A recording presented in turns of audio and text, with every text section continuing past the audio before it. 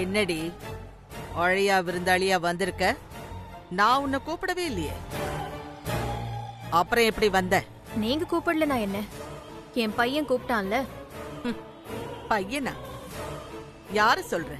வேற யாரு? ஆகாஷ் தான். ஆகாஷும் என் பையன் மாதிரி தானே. அவன்தான் என்னையும் சித்துவையும் ரொம்ப வற்புறுத்தி வர சொன்னான். ஏன் நாங்க இங்க வந்தது உங்களுக்கு ரொம்ப பயமா இருக்கா? எனக்கு என்னடி பயம்?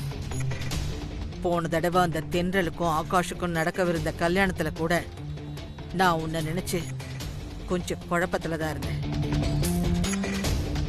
எங்க உன்னால அந்த கல்யாணம் நின்னுடுமோன்னு.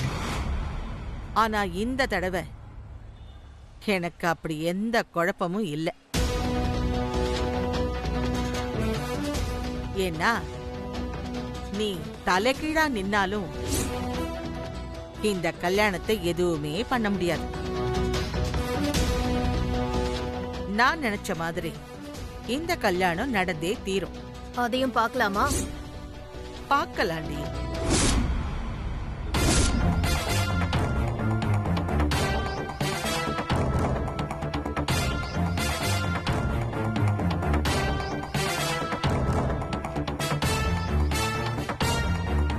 அத்தை, என்ன அத்தை, அந்த அம்மா அவ்வளோ கான்ஃபிடென்ட்டா சொல்லிட்டு போறாங்க? அவங்க அப்படிதானே சொல்லுவாங்க.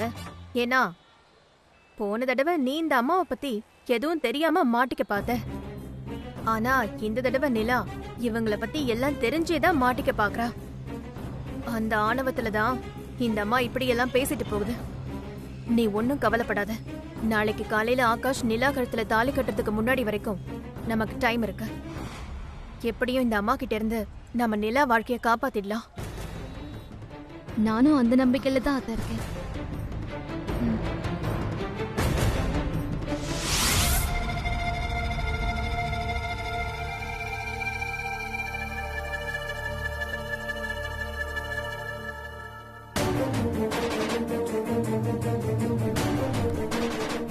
சம்மந்தி, இந்த கல்யாணத்துக்கு யார் யார் மூலமாவோ என்னென்னலாமோ தடங்கள் வந்துச்சு.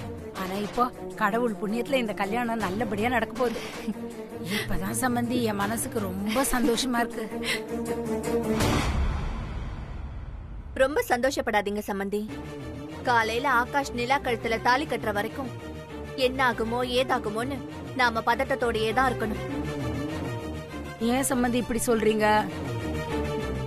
அதோ அவங்கள நினைச்சுதான் சொல்றேன்.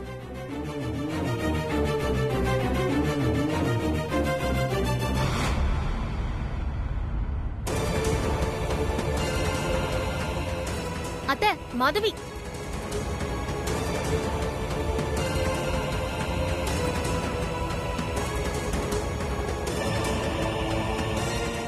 என்ன அத்தை, எங்களை பார்த்தும் பார்க்காத மாதிரி போறீங்க? வேற என்ன செய்யணுங்கிற? என்ன மாதவி இப்படி கேக்குற? இது நம்ம பையனோட கல்யாணம், நீ என்னடானா இப்படி பேசுற? நீங்க ரெண்டு பேரும் இந்த கல்யாணம் நல்லபடியா நடக்கணும்னு நினைச்சு வந்திருந்தா பரவாயில்ல. ஆனா நீங்க தான் அப்படி ஒரு நல்ல எண்ணத்துல வந்திருக்க மாட்டீங்களே. அப்புறம் எப்படிங்க உங்களை வாங்கன்னு சந்தோஷமா வாய் நிறைய வரவேற்க முடியும்?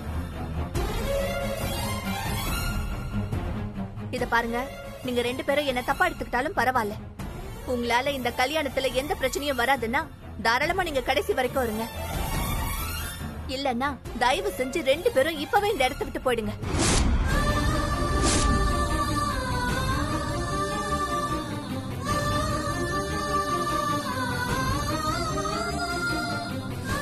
நீங்க ரொம்ப சரியா சொன்னீங்க சம்மந்தி.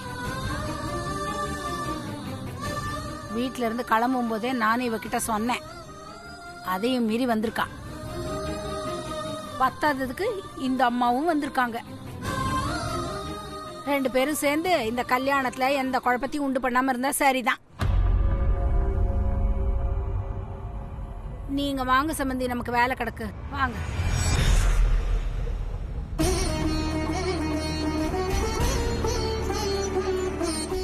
தென்றல், என்ன அத்தை இது? நம்ம என் தங்கச்சி வாழ்க்கைய ஆண்டாளம்மா கிட்ட இருந்து காப்பாத்ததான் இங்க வந்திருக்கோம். அத புரிஞ்சுக்காம ஏதோ நாம இந்த கல்யாணத்தை வேணும் தான் நிறுத்த வந்திருக்கோம்னு தப்பா நினைக்கிறாங்க. விடு தென்றல், இந்த உலகம் எப்பவுமே நல்லதா கெட்டதா தான் புரிஞ்சுக்கும். அதுக்காக உன்ன மாதிரி நல்லவங்க கெட்டது நடந்தா நடக்கட்டும்னு வேடிக்கை பார்த்துட்டு இருக்க முடியுமா? கடைசி வரைக்கும் கெட்டது நடக்காம தடுக்க முயற்சி பண்ணிட்டு தான் இருக்கணும். உன்னை யார் எப்படி புரிஞ்சுக்கிட்டாலும் பரவாயில்ல, நீ உன் தங்கச்சி வாழ்க்கையை காப்பாத்த முடிஞ்ச வரைக்கும் முயற்சி பண்ணு. உன் கூட நான் எப்பவும் இருப்பேன்.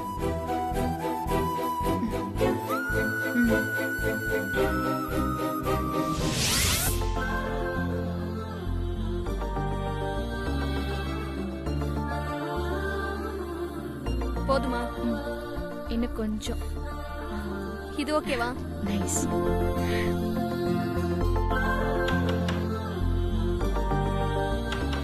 யாருன்னு பாரு. கீழே சரியா இருக்கா? இங்க இப்ப கரெக்டா இருக்கா? வாங்கம்மா.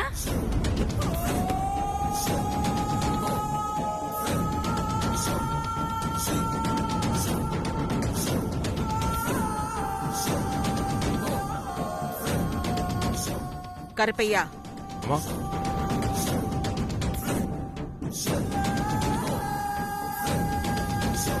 நிலா, இந்த நகையெல்லாம் நீ போட்டுக்கோ. தேங்க்ஸ் பாட்டி. என்ன சண்முகம், போன தடவை மாதிரி குடும்பத்தோட கவரிங் நகைய போட்டுக்கிட்டு என் மானத்தை வாங்கிடக்கூடாதுல்ல?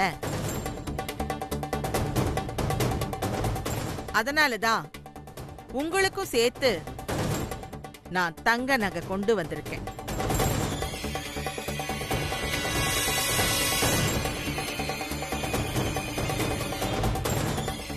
கருப்பையா, வெளியில போ. பிடிங்க.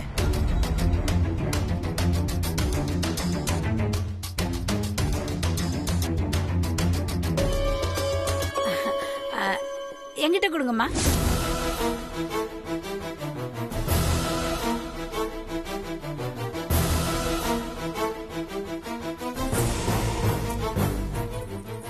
எல்லாம் 24 கேரட் தங்கம் தான். எல்லாரும் இப்ப மாட்டிக்கிட்டு கல்யாணம் முடிஞ்சதும் மறக்காம என்கிட்ட திருப்பி கொடுத்துருங்க.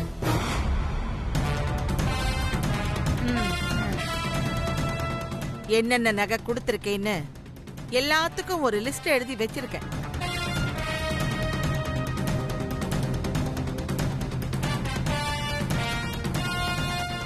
சொல்றது புரியுதுல்ல? கல்யாணம் முடிஞ்சதும் என்கிட்ட நகை எல்லாத்தையும் திருப்பி கொடுத்துட்டு போயிடணும். ஏமாத்தி எடுத்துட்டு போயிடலான்னு நினைச்சிடாதீங்க. லக்ஷ்மி, இந்த அம்மா ரொம்ப ஓவரா பேசுறாங்க.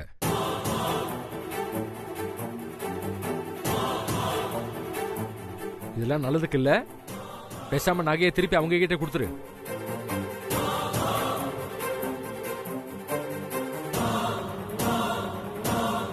திருப்பி கொடுன்னு சொல்றேன்ல. என்ன சண்முகம், நீ இப்பதான் ஹார்ட் அட்டாக் வந்து செத்து பழிச்சு வந்திருக்க. இப்படி எல்லாம் டென்ஷன் ஆக கூடாது. அப்புறம் மறுபடியும் வலி வந்து நெஞ்ச புடிச்சுக்கிட்டு விழுந்துற போற. நிறுத்துறீங்களா?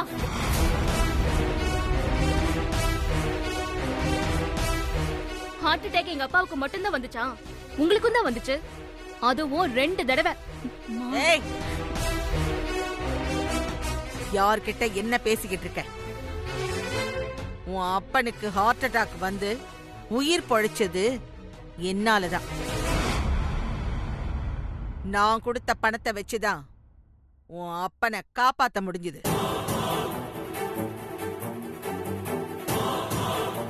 உன் அப்பனுக்கு நான் உயிர் பிச்சை போட்டிருக்கேன். அத மறந்துட்டு பேசாத.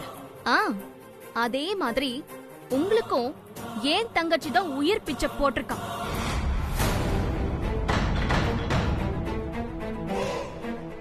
மறந்துட்டீங்களா? உங்களுக்கு 2வது தடவை ஹார்ட் அட்டாக் வந்தப்போ என் தங்கச்சி தான் கடவுள் மாதிரி வந்து டாக்டரை ஏற்பாடு பண்ணி உங்களை காப்பாத்திருக்கான். அவ மட்டும் அன்னைக்கு அந்த உதவியை பண்ணலனா நீங்க எப்போவோ போய் சேர்ந்திருப்பீங்க. ஏய் லட்சுமி, உன் பொண்ண பேச விட்டு வேடிக்கை பார்த்துக்கிட்டு இருக்கியா? அப்படிலாம் இல்லம்மா. ஜென்ரல் வாயை மூடிட்டு சும்மா இருக்க மாட்டியாடி? சும்மா இரு. அம்மா இவ ஏதோ தெரியாம பேசிட்டாமா. நீங்க இதெல்லாம் பெருசா எடுத்துக்காதீங்கம்மா. நீங்க கிளம்புங்க, நாங்க ரெடி ஆயிட்டு வந்துடுறோம். என்ன ரெடியாக போற நீ? வெக்கமா இல்ல உனக்கு? முதல்ல நகையை திருப்பி கூட உங்களுக்கு. என்னங்க, உங்க 2 பேருக்கும் வேண்டாம்னா விட்டுருங்க, நாங்க போட்டுக்கிறோம். ஆமா, நாங்க போட்டுக்கிட்டு வரோம்மா.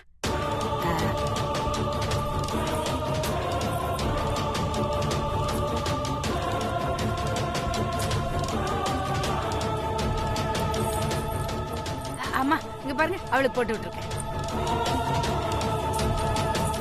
லக்ஷ்மி, இது பாருங்க, போட்டுக்கிட்டேன் பாருங்க. நல்லா இருக்குமா? அம்மா நீங்க இவங்க கிட்ட எல்லாம் பேசி நேரத்தை வீணாக்க வேண்டாம்மா. நீங்க போங்க, நாங்க வந்துடுறோம். எதுக்கும் வக்கு இல்லைனாலும் ரோஷத்துக்கு மட்டும் குறைச்சல் இல்ல.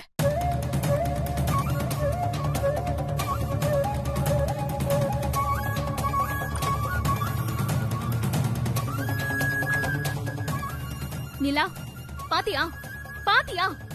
இப்ப கூட அந்த அம்மா அப்பாவை எப்படி எல்லாம் அவமானப்படுத்திட்டு இருக்காங்கன்னு. நீ அந்த குடும்பத்துக்கு மருமகளா போனோம் துடிக்கிறல்ல. இன்னும் உன்னோட முடிவு தப்புன்னு உனக்கு புரியல. அந்த அம்மா குடும்பத்துக்கு போய் எப்படிமா உன்னால நிம்மதியா வாழ முடியும்? பா விடுங்கப்பா, கல்யாணம் முடியற வரைக்கும் அந்த பாட்டி எவ்வளவு ஆடணுமோ ஆடட்டும். அதுக்கப்புறம் கூடிய சீக்கிரமே அந்த பாட்டியை நான் ஏன் கண்ட்ரோலுக்கு கொண்டு வந்துருவேன்.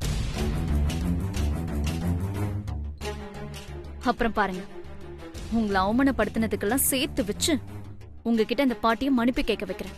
மொத்தத்துல யாரு எப்படி அவமானப்பட்டாலும் பரவாயில்ல, நீ அந்த வீட்டுக்கு மருமகளா போய் தான் ஆகணும் இல்ல? அதானே உனக்கு முக்கியம். வேற என்னடி முக்கியங்கிற? இப்ப எதுக்கு அவகிட்ட தோண கேள்வி கேட்டுக்கிட்டு இருக்க? அமைதியாவே இருக்க மாட்டியா? நீ வாயை மூடு, அப்பதான் எல்லாம் சொல்லிட்டாங்க. அவளே அதட்டுற நீ? ஏங்க அவ பேசுறது சரியா இருக்கா? அவளே பதில். லக்ஷ்மி, என்னங்க? அப்பா என்னாச்சுப்பா? அப்பா என்ன முதல்ல உட்காருங்க. அப்பா மெதுவா உட்காருங்க. ஏங்க கோவப்பட்டு பேசுறீங்க? ஏய் சீக்கிரமா கொண்டு வா தண்ணியா.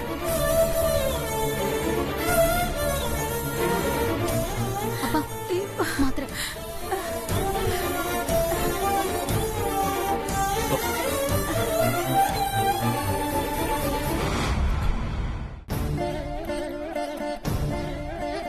ஏன்பா அனாவசியமா டென்ஷன் ஆகுறீங்க? ரிலாக்ஸ்டா இருங்கப்பா.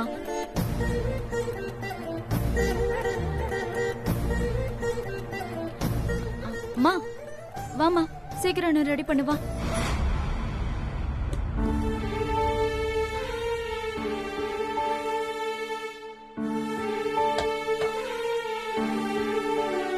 ஐயோ அழகா இருக்குடி, லட்சணமா இருக்க.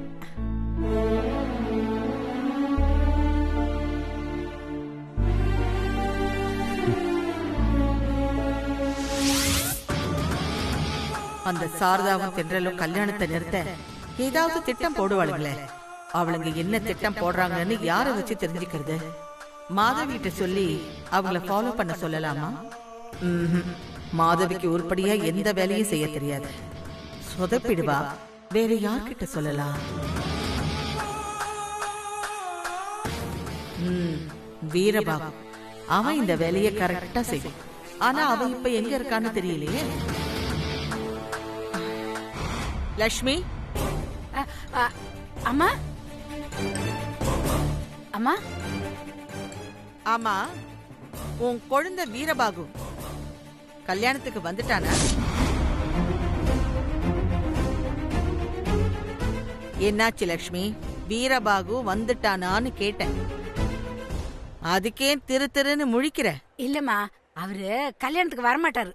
ஏன், அவனுக்கு நீ பத்திரிக்கை வச்சு கூப்பிடலையா? நான் பத்திரிக்கை வச்சு கூப்பிட்டேன். அவருக்கு திடீர்னு தாங்க முடியாத அளவுக்கு வயிற்று வலி வந்துருச்சான். அதனால டாக்டர் மாத்திரை போட்டுக்கிட்டு 2-3 நாளைக்கு வீட்லயே ரெஸ்ட் எடுக்க சொல்லியிருக்காராம். என்ன திடீர்னு வயிற்று வலி? ஒரு நிமிஷம் இரு. அம்மா, யாருக்குமா போன் பண்றீங்க? வீரபாகுக்கு தான். நீதான் அவனுக்கு வயித்து வலின்னு சொன்னேல்ல, ஆமாம்மா. என்ன ஏதுன்னு விசாரிக்க வேணாமா? அம்மா, உங்க லெவலுக்கு அவரை போய் ஒரு ஆளுன்ட்டு நீங்க ஃபோன் பண்ணிக்கிட்டு இருக்கீங்க. லக்ஷ்மி, அப்படி யாரையும் குறைச்சு எடை போடாத. அவனை வச்சு எனக்கு ஒரு முக்கியமான வேலை இருக்கு. என்ன வேலைம்மா? அது அப்புறம் பொறுமையா சொல்றேன், கொஞ்சம் இரு.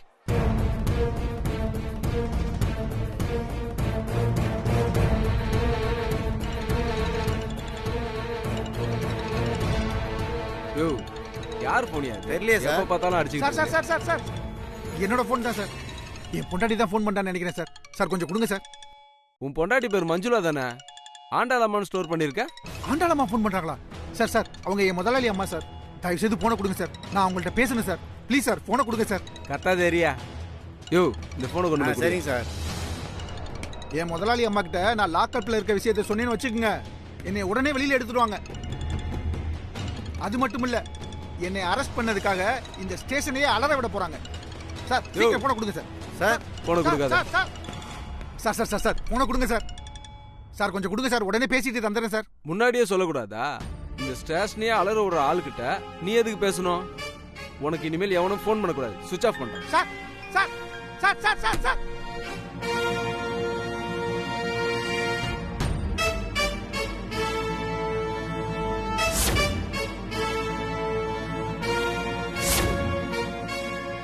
ஆள மூஞ்சம் பாரு, வாயை வச்சுட்டு சும்மா இல்லாம ஓவரா பேசிட்டு இருக்க. அடி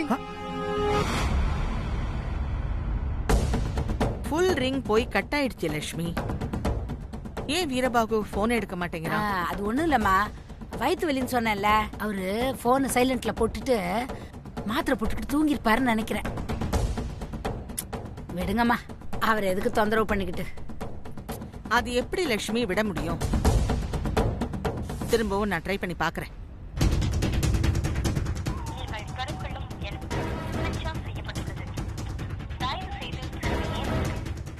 போன் சுவிட்ச் ஆஃப்னு வருது. நல்ல வேளை போலீஸ்காரங்க யாரும் சுவிட்ச் ஆஃப் பண்ணிட்டாங்க போல இருக்கு. நல்லதா போச்சு. இல்லம்மா, ஒருவேளை சார்ஜ் கம்மியாகி சுவிட்ச் ஆஃப் ஆயிருக்கும் போல இருக்கு. இனிமே அவரா கூப்பிட்டாதான் போல இருக்கு. இல்ல லட்சுமி, முதல்ல ஃபுல் ரிங் போகும்போதே அவன் தூங்கிக்கிட்டு இருந்தான்னா அவன் பொண்டாட்டி எடுத்திருக்கலாம்ல. ஏன் எடுக்கல அவ? யாரு? மஞ்சுளாவையா சொல்றீங்க? அவ புருஷன் தூங்கும்போது அவ தொந்தரவே பண்ண மாட்டா. அந்த அளவுக்கு அவ புருஷன் மேல அவளுக்கு பயம். இனிமே அவர் தூங்கி எந்திரிச்சு அவரா உங்களுக்கு போன் பண்ணாதான் உண்டுமா. சரிம்மா, அவரே உங்களுக்கு போன் பண்ணுவார் எந்திரிச்ச உடனே. எனக்கு அங்க வேலை இருக்கு, போய் பார்க்கட்டா? சரி.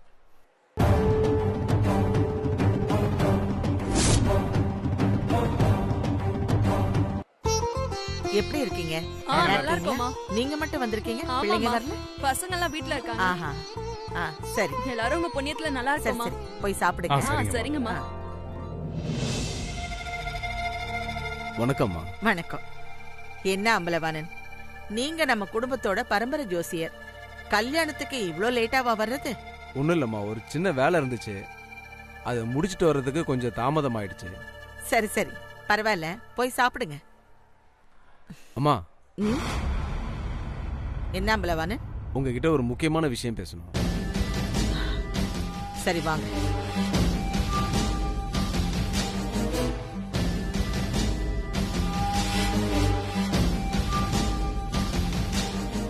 சொல்லுங்க ஜோசியரே, என்ன விஷயம்? வீட்ல இருந்து நான் கல்யாணத்துக்கு கிளம்பும் போதே எனக்கு தப்பான சகுனம் எல்லாம் தெரிஞ்சதுமா. என்ன சொல்றீங்க? ஆமாம்மா. அதுக்கப்புறம் நீங்க என்கிட்ட கொடுத்த நிலாவோட ஜாதக நோட்டையும் அதுக்கு சம்பந்தமான ஓலைச்சுவடியை எடுத்து நல்லா ஆராய்ஞ்சு பார்த்தம்மா.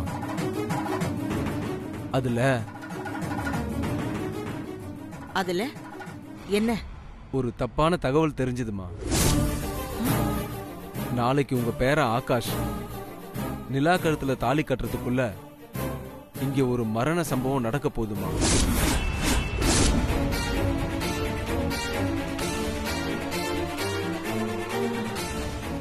என் கணிப்பு எப்பவுமே தப்பாகாதுமா. நிச்சயமா முகூர்த்த நேரம் நெருங்கிறதுக்குள்ள இங்க ஒரு மரணம் நடந்தே தீருமா?